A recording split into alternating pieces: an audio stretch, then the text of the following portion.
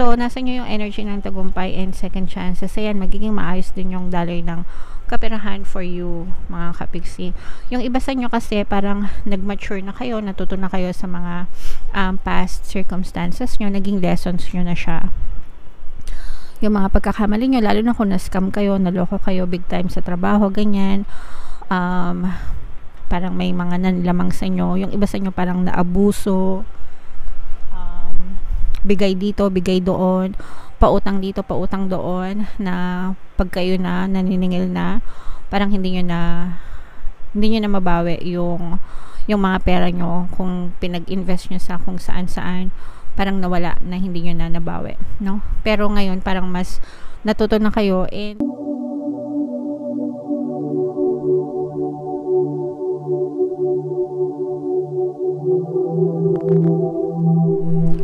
hello guys, hello Aries, welcome back to Pinay Pixie Tarot. Ang pamagat ng ating episode for tonight is monthly taroscope para ngayong October 2023 para sa Aries, Sun, Moon, Rising, Sign, and Venus. General reading lang guys, pwede mag-resonate, pwede hindi. By the way, sa dulo ng video guys, magkakaroon tayo ng yes or no pick a card reading. So ito yung deck na gagamitin natin. Pwede kayong magtanong ng isang tanong, answerable by yes or no. Tapos titingnan natin yung sagot ng tarot sa tanong nyo. Okay? So sa dulo ng video yan guys. Kaya make sure na tapusin nyo yung video hanggang sa dulo.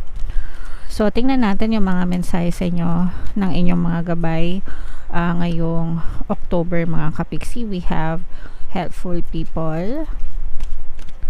Comment down below guys if naka-resonate kayo sa mga mensahe. Meron tayong remain positive and meron tayong no. Okay, so for some of you mga kapiksi, no, right off the bat meron agad na no confirmation message from the universe para sa inyo. And ibabangga natin to guys dun sa ating yes or no pick a card tarot mamaya. Pag no yung lumabas dito tapos no din doon, ibig sabihin talagang no, no? Pero pag no tapos yes, ibig sabihin nun 50-50, pwedeng no, pwedeng yes. Alright? Pero meron agad confirmation na no na lumabas para sa inyo guys. Aside from that mga kapiksi, meron tayong helpful people na energy or mensahe para sa inyo. Ibig sabihin nito guys, may mga taong tutulong sa'yo. Itong mga taong tumutulong na to mga kapiksi, kaloob din ito sa'yo ni universe. Okay? Ibig sabihin, minumove ni universe yung mga tao, bagay, sitwasyon, events, circumstances sa buhay mo, sa paligid mo, para ma-manifest yung desires mo mga kapiksi. So yung mga taong tumutulong sa'yo, biyaya din yan ng kaloob ng nasa taas para maibigay yung mga gusto mo, yung mga pangangailangan mo sa buhay. So you have to appreciate them. I-appreciate mo sila, be grateful, magpasalamat ka sa kanila and magpasalamat ka sa taas na binibigyan ka ng mga taong makakatulong para sa iyo mga kapiksi. Just remain positive kahit na no yung sagot sa tanong mo mga kapiksi, or kahit sinabi na ni universe na no, pwedeng it's a no for now. Pwede kasing ganun, no for now, pero pwedeng next time baka pwede na, mga ganun. Okay? So you just have to remain positive mga kapiksi kahit na ganyan yung na-experience nyo, despite ng mga circumstances. Basta mag-persist lang kayo mga kapiksi, eventually pwede nyo pa rin ma-achieve yung mga goals, yung mga desires nyo sa buhay. Huwag kayo masyadong magpa-apekto sa mga negative na circumstances, mga negative na event, pangyayari sa buhay nyo. If you remain positive, if you remain consistent and persistent sa mga gusto nyo, you can definitely achieve anything that you want, or anything you can have, anything mga kapiksi. Alright? Okay, so comment down below mga kapiksi if naka-resonate kayo dyan sa mga messages na yan.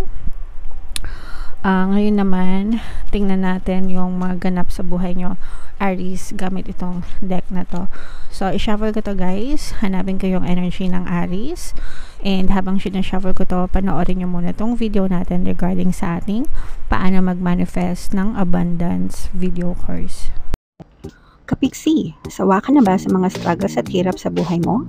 Masipag ka ba at masikap sa buhay ngunit hindi ka pa rin umaasenso?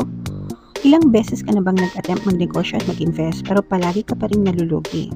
Sa pagkakataon na ito ay maaaring may subconscious beliefs ka na nagiging balakid sa iyong pag-unlad at pagyaman. Introducing, paano mag-manifest ng abundance video course. Dito ay matututunan mong ma-overcome ang mga balakid mo para tuluyan ka ng umunlad, umasenso, sumagana, maging matagumpay, successful at maswerte sa iyong kabuhayan, pera, trabaho, negosyo, salapi at kaperahan ng bonggang-bongga. Dali, mag-send na ng email sa pinoypixitaro@gmail.com at simulan na ang iyong pagyaman ngayon. Alright, so mag-avail ka na ng course Kapixie, sobrang ganda talaga niyan, and magbibigay din ako ng 1 free pampaswerte subliminal sa lahat na mag-avail ng course until September 31 guys, so mag-avail na kayo. Meron din tayong email coaching, manifest your desires using the law of attraction. If meron kayong mga specific na gusto nyong i-manifest, pwedeng love and relationship mga Kapixie, pwedeng money or career, pwede kayo magpabook ng email coaching session with me guys. Mag-send lang kayo ng email sa pinoypixitaro@gmail.com. So, Aries, kayo ay represent ng King of Wands sa ating spread mga Kapixie. Mayroon din tayong presence ng air sign, Aquarius, Gemini, Libra. For some of you, you may be dealing with an air sign, or maaaring may air element sila sa natal chart nila, or maaaring may air element din kayo sa inyong natal chart mga Kapixie. For some of you guys, this is like a new beginning na in-offer sa'yo ni universe, no? Ngayong October mga Kapixie, sa parang fresh start, fresh beginning, fresh new opportunities na pinagkakalab sa inyo universe para makarecover ka, para gumanda yung takbo ng iyong pamumuhay guys. At saka for some of you guys, I always tell you na every day is a brand new day, brand new opportunity na pinagkakalab sa inyo universe para ayusin mo yung buhay mo. So, kapag ka ikaw, let's say for example, gumising ka ngayon or gumising ka bukas, tapos in-spend mo yung oras mo sa pag-iisip ng mga problema, reklamo, complaints, mga grudges, galit, mga hinaing sa buhay, sinayang mo yung isang araw na yon, okay? Kasi nag-focus ka sa mga negative energies, negative emotions, negative circumstances sa buhay mo. So, therefore, yun at yun pa rin, hindi pa rin magbabago yung buhay mo.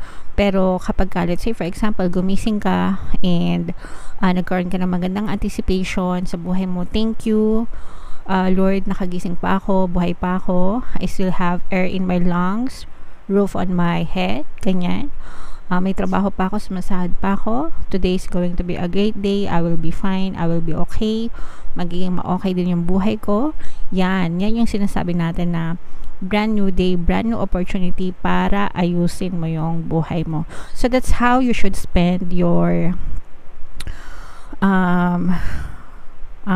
yung pattern of thoughts nyo mga Kapixie on a daily basis, no?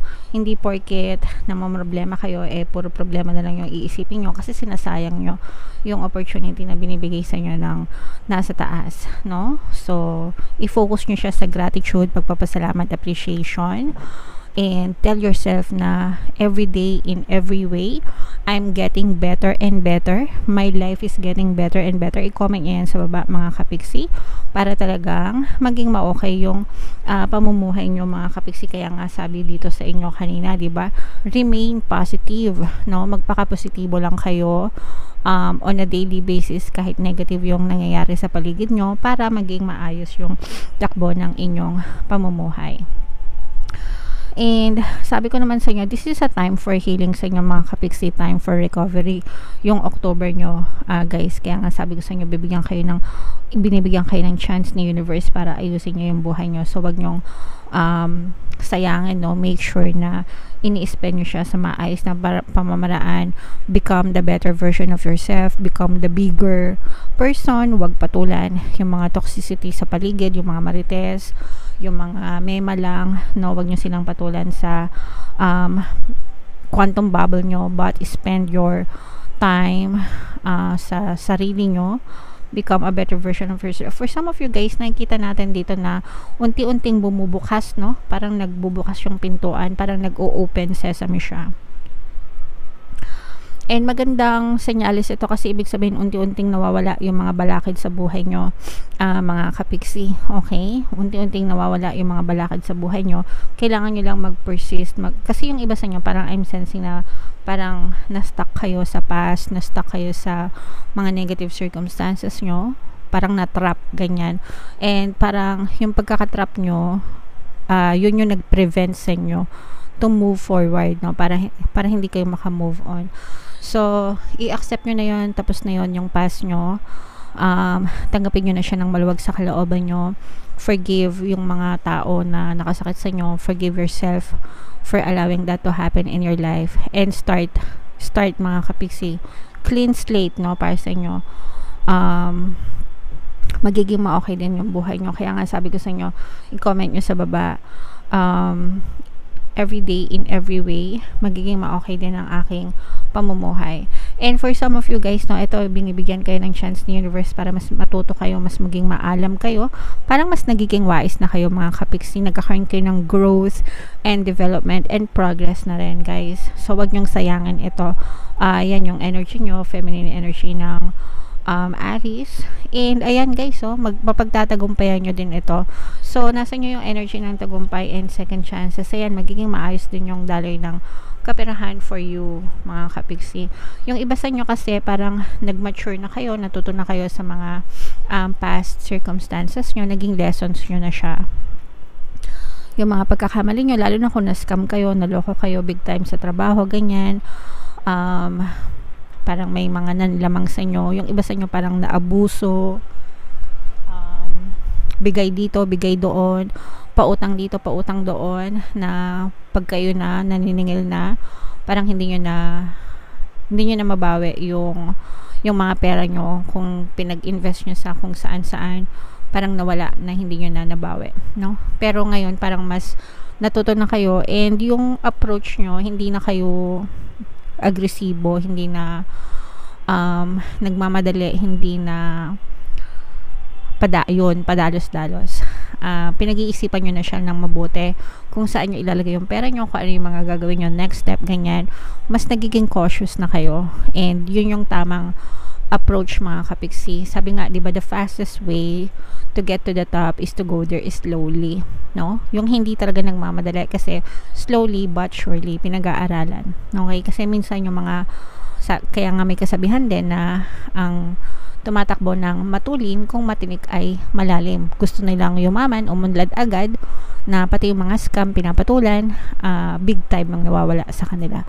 So, wag kayong masyadong maniwala, guys, dun sa mga get rich quick scheme.